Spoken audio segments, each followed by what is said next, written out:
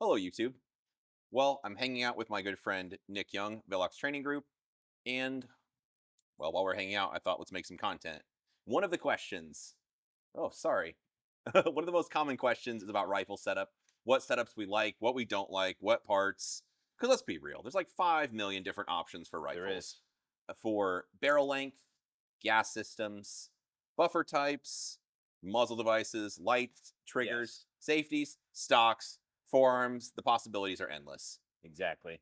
So we each happen to be holding our favorite rifles. Yep, So I thought we should talk through what those are and then just some options in general. for sure. It's a So good idea. I'll start off. I think like a safe way to start, if you don't know what to buy, is to buy a 14.5 or Yep, a 16-inch rifle. yep. There's not much that you can't do with that length. I agree. So within that, the thing we need to talk about is gas system. I'm not going to be an Yep, expert, but just briefly, carbine length gas is going to be for the shorter barrels. You get to mid length for like the 14.5, 16-inch guns, and then rifle length gas system for a 20-inch or 24, whatever, a longer barrel. yep. At a broad stroke, the shorter the gas system is, the more violent it's going to be. For the most part. Yep. And the Especially like an off the rack gun. yes, Yep. and the mid-length or rifle length gas systems are going to be a lot softer shooting at a I broad agree. stroke. There's some nuances, but that's like a safe rule of thumb, right? I agree. I would say that's a good place to start for sure. There's going to be some variances just because, some companies, ADM, they do a great job of having like a decent sized gas port, meaning like you're not going to get beat to death. These guns are very, very soft. Mhm. And there's a bunch of different examples out there, not just ADM. But there's a bunch of different examples where, companies will actually properly size the gas port so the gun doesn't beat you up and it feels pretty soft. Well, you're already leading me down a rabbit hole. We should Go talk for about it. gas port size being under or over gassed. So again, we're gonna do a lot of broad stroke topics because you could be super nuanced, like, oh, we need a 0.62 like to do this, and not Sure. it's better than a 0.63 or whatever. Yep. But more or less, if the gun's over gassed, Yep. that means you get more gas to the system that's needed to cycle the gun, Sure. and it's going to recoil more. Yes. If it's under gas, it with softer ammo, it might not be enough to fully operate the gun, Yep. resulting in reliability issues. I agree. There's a lot of stuff that goes into this, I know. not just the gas port, because people will talk about gas port size, and it's like, I get it. The gas port size is definitely a thing, to be looking at. However, like this particular gun, any of the Hodge guns will have what we would call like an anemic gas port, right? These things are not over gassed. In fact, they're kind of under gassed. However, the way that they can get away with it is because how tight everything is put together on these Hodge, like full Hodge builds. And that's why they're super pleasant to shoot as well. Yeah, true. But So anyway, if you super duper nerd stuff. it is, You if you start getting into that. how about this? If you don't know what to buy, I think a good place to start Hmm. is a 14.5 pin and weld or I a agree. 16-inch mid-length gas Yeah. gun. Yes, I think. That's like a safe do all for what most people want to do. Yes, I agree. Okay. 1000%. So within that, this happens to be my favorite gun. This is a ADM, so American Defense. It's a Mod 2 rifle. This one has a pin and weld, 3-prong muzzle device for Surefire, which works with their SOCOM suppressors. And this gun's just the way it came from them. It has an H2 buffer, Radiant Arms ambidextrous charging handle. Within that, it's got some ambi controls that people really like. So if you're proper-handed, lefty, I thought they killed you guys at birth. there's the magazine release is ambidextrous, so you've got a paddle on the left side of the receiver. Yep. If you are wrong-handed and you want to be able to release the bolt, there's a little lever right here that you can press down, which will do that. Or you can also lock open the bolt without removing your hand from fire control. That's for when you put the clip in. That is for when you put the clip in. Yeah. It also comes with ambi safety. It's a Radiant Arms also. And with that, you can push in, the paddles are interchangeable. So me being a lefty, I want the longer side of the paddle on the right side. Yep. For right-handed people, you want on the other side. But anyway, you just push in with a little punch. The safety lever itself slides off and you can reverse it. So Those are awesome too because they can either be run 90 degree or 60 degree. I'm a huge fan of 60 degree. Do you run yours on 60 degree too? I mean, Yep, yeah, for sure. that's the way To this me, rifle it's the way. came. It's pretty cool. Yep. But if not, the 90s are fine also. I like the 60 degree because it's really easy for me to get the safety on and off just with one hand on the gun. So if I'm gonna like run, like come out of a position, shooting, boom, boom, boom, I could like start moving and I don't need to keep this hand on the gun to get the safety back on. So 60 degree for me is the way. Sure. It's my preference for sure. I like it. And then the other thing this gun comes with, like from uh, American Defense, is a 2-stage Geisley trigger, which we'll talk about triggers, I suppose, later. But Sure. basically, you have some free travel or like take up on the trigger, however you want to say it, Yep. where it breaks up to the wall. Then you keep pressing the trigger and it breaks. So with that, there's a little bit of, in my opinion, reliability or safety, I'm sorry, involved with that.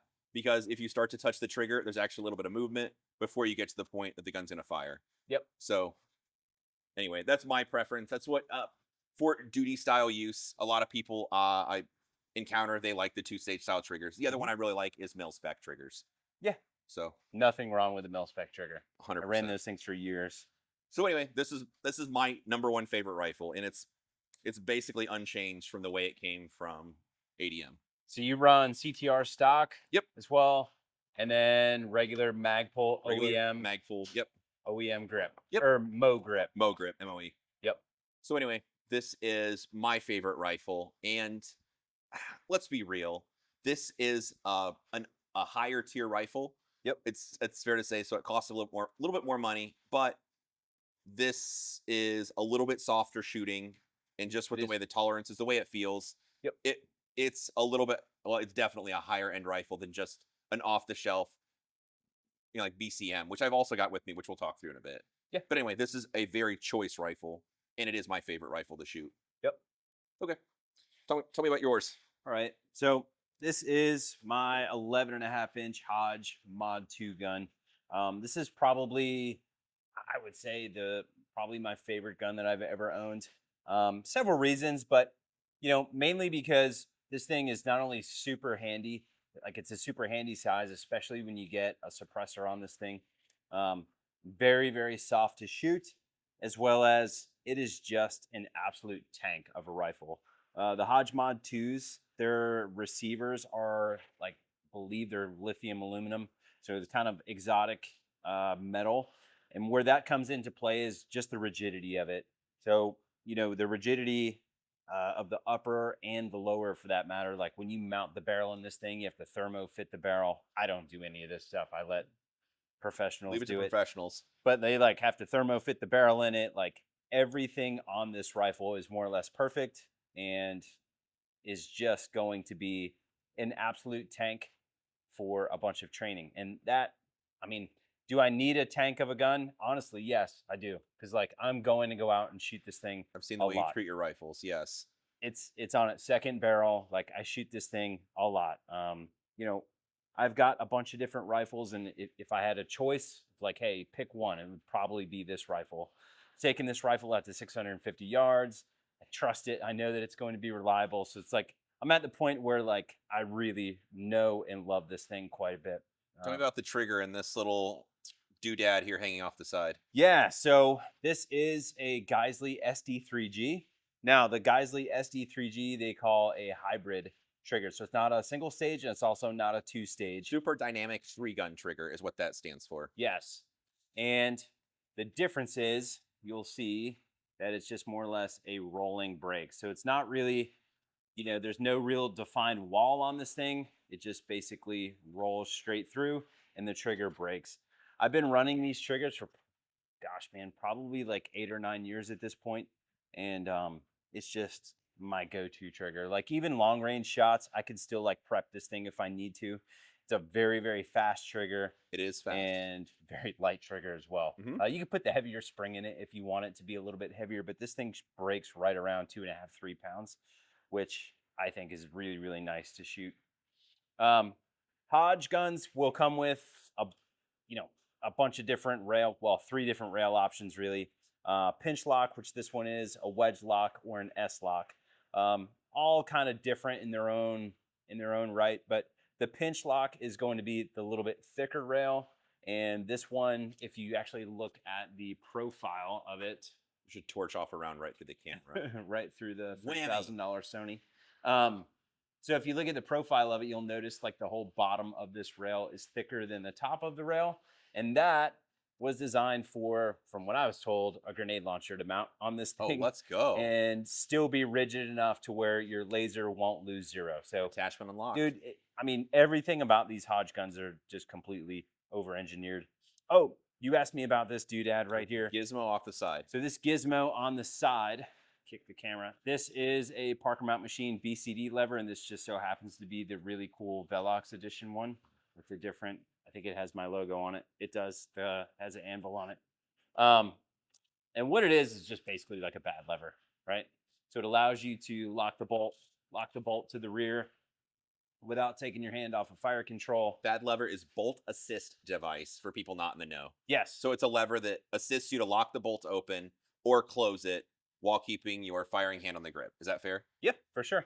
And it also makes reloads really quick because you can send the bolt home like that.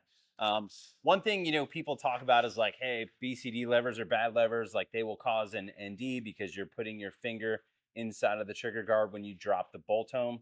I feel like that's a misunderstanding of how to actually use the equipment. If you drop your bolt like this, right, that would be really bad. Okay. Mhm. However, if you drop your bolt like that, that's actually a really good way to do it. And it keeps your finger outside the trigger guard. man. So This is my safety. that's my safety. I've seen that movie once or twice. I've heard of it. Um, I just made it up. What movie? yeah. Oh. The difference in the Parker Mount Machine BCD lever and the bad lever is just essentially this paddle right here. So this paddle is going to be a little bit bigger. Where that comes into play is if you like to reload and hit the paddle, it's just a whole lot bigger target for your thumb to come up and smack and hit. I like it. The safety that I'm running on this one, since you talked about yours, is a Badger C1. I love all the Badger stuff. The Badger optic mounts, Badger safeties, all the Badger stuff I think is great. Charging handles, Badger stuff is super duper nice stuff. But just like the other safety, you can run this one at a 90 or a 60 degree. I like it. So, yeah. Well, next, the other rifle I brought with me on this little trip is the one that I recommend kind of to most people. Like if you don't know what to buy, this is the safe one I think for most people to It's buy. the Toyota Tacoma. Yeah, that's fair to say. So what this is a Aero Precision lower with a BCM 14.5 upper. Does that say Reddit on the receiver? I think it's the Reddit build. Oh, I think they called it the Lucas build at one point, and then maybe it was the Reddit build. I feel like T-Rex, the people that like popularized this being real. that would make sense why it's on Reddit then. It would. Reddit's so full of haters. But anyway, It is. so this is, I don't do anything cool, but I'll say a duty ready style rifle. It's like 100% reliable that you could use for a serious purpose. Yep. But it's also a great option for a price point. I agree. The- I've had 3 of these. Yeah. I've Like, got they've been great. like 3 or 4 BCM uppers right now. This one's a 14.5 also. The same muzzle device, so a Surefire 3-prong, which is set up for the SOCOM suppressor, so an RC3 or RC2. Mhm. So the 14.5 barrel. This one is, we talked about being gassed. This one is a little bit overgassed. Mhm. So shooting, especially hotter ammo, the felt recoil, it is a little bit more with this gun. Mhm. But it'll also shoot brass case. It'll shoot steel ammo. Now, I guess we had a little bit of an issue with Russia, and steel ammo is a little bit tougher to find. Yes. But if you could still find Wolf or like Tula, the Mhm. soft stuff, this rifle will shoot all the softer ammo too. Yep. So with that, we talked about earlier that gas port range. This will shoot lighter, heavier ammo, all of it with heavier ammo. There's a little bit more felt recoil, but like you said, it's a Toyota Tacoma. It's so no, some people are going to get triggered by this. This is an off the rack grade rifle. Yeah. This is not something that is custom. This is not something that, well, there's not people paying a ton of attention to these things. Not trying to sound I agree. unkind. Like, yes, they're putting together a really great know, rifle. it's It's a a very A good Glock rifle. of AR-15s. Perfect. It's not the most like flashy or extravagant, but it's a super reliable gun. You could put a bunch of rounds through. Yep. The bolt carrier group it comes with is excellent also. And the other thing I like about these, when you buy it from BCM, I just buy mine directly from their site, is you can get the option without a charging handle. So you save some money there because sometimes the guns don't come with something you want. So like when I get it, I want no muzzle device and no charging handle. Yep. because I already have a charging handle I like using, and I already have my muzzle device picked out. So I Yep. don't want like a BCM brand or whatever, like 'cause that just saves in the cost.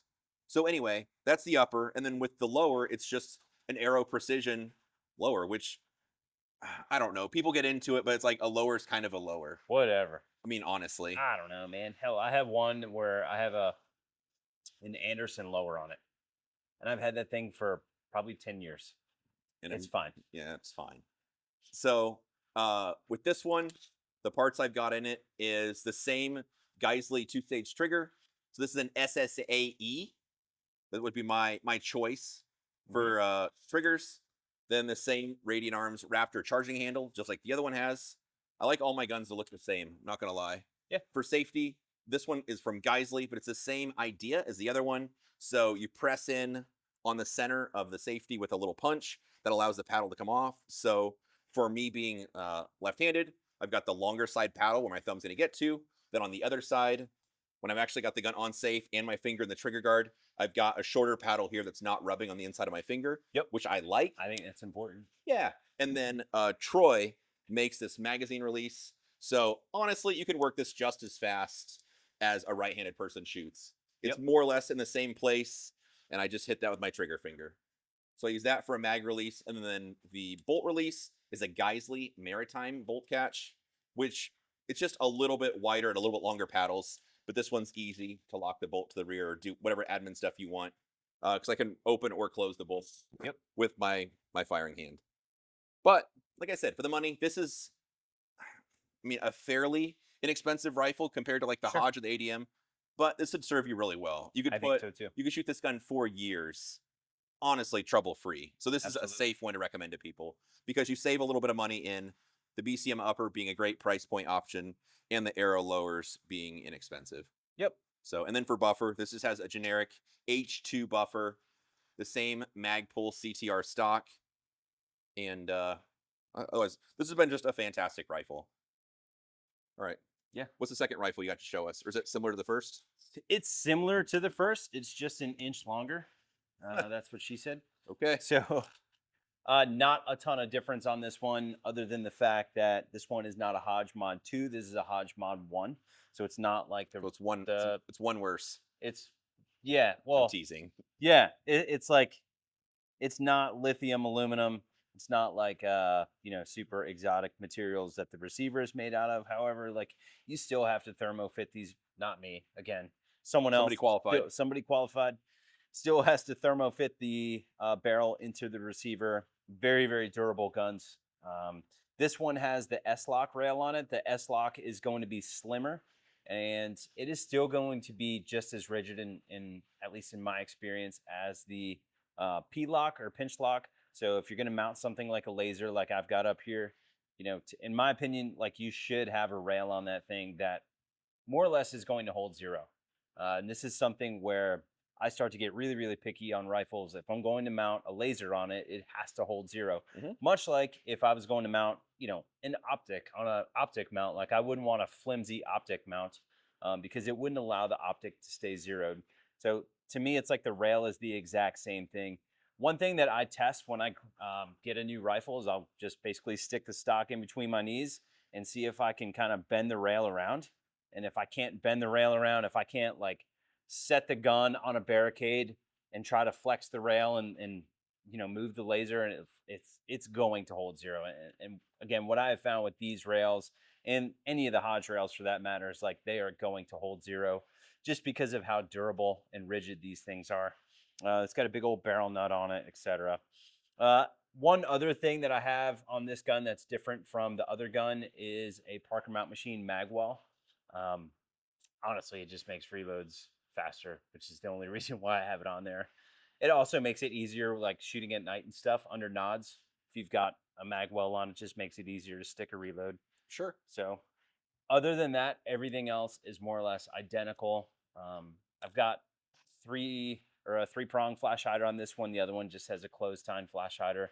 Both Silencer Co. ASR muzzle devices for Silencer Co. cans. So that's pretty much it. That's the only difference. The other one was a 11.5. This is a 12.5. Dude, I love it. Yeah. Well, I think that covers it for rifles. It does. We'll just call it here, and then you could like, share, subscribe, and all that nonsense. Yeah. And then they can get notifications when we do the next video about optics, lights, lasers, and that kind of business. Let's do it. All right. Appreciate you watching. If you have any questions for us, drop it down in the comments. We'll make a follow-up video if we need to. Yeah. So yeah, people love rifle builds. They do.